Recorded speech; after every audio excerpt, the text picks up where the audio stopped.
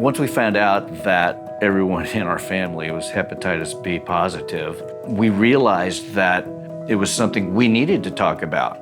But in the Asian community, we don't like to talk about our health deficiencies.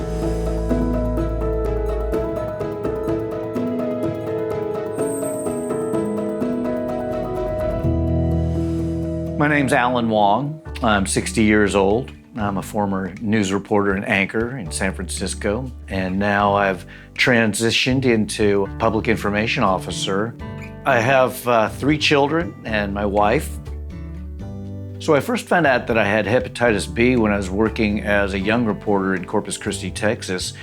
At the time, I thought I just had the flu, but it got worse. I lost my appetite and I started getting jaundiced.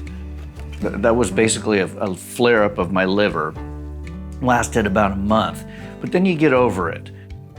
I kept on going until it just got to the point where I infected my wife, who was my girlfriend at the time, and that's when we realized this is more serious.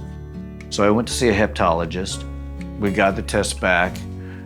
The liver was cirrhotic. I had about 300 million copies of the virus attacking my liver at the time.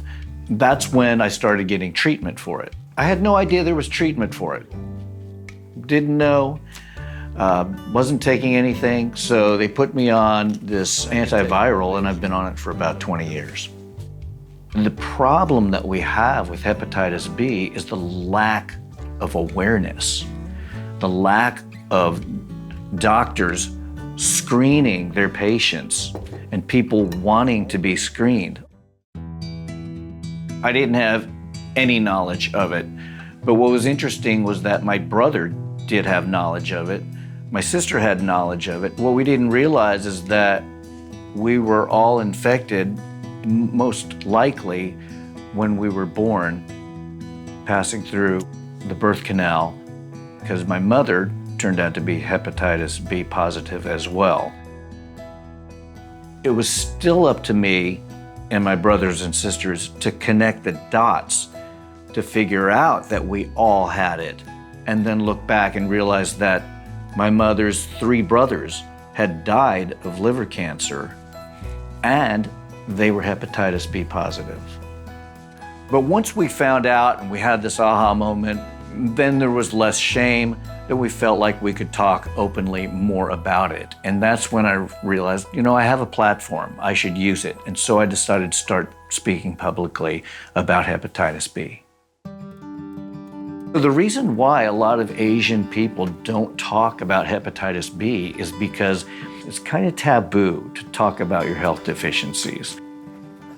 On top of that, the stigma of being a risk taker, being sexually promiscuous, or a drug user, that's attached to hepatitis B, hepatitis C. So those are concerns. So if I met somebody in the Asian community who hadn't been tested for hepatitis B, I would encourage them to go to your doctor and get screened. It's a very simple blood test. Most people's insurance pays for it. And then there are other organizations, nonprofit organizations, that will pay for it for you. There's free screenings that take place at a lot of these events, Asian events. And my hope is that our health agencies, the government, put some stock into the fact that this is a simple problem we could solve, right? Just getting the public to understand what hepatitis B is, what it can do to you in the long term, and what you can do easily to prevent it from causing serious damage or death to you. We know hepatitis B is one of the leading causes of liver cancer. So when I had my 2 children, they were vaccinated at birth. And so they won't have to deal with that problem. We have ended that cycle in my family that has lasted for several generations. By suppressing the virus, that has enabled my liver to regenerate, and there's no more cirrhosis.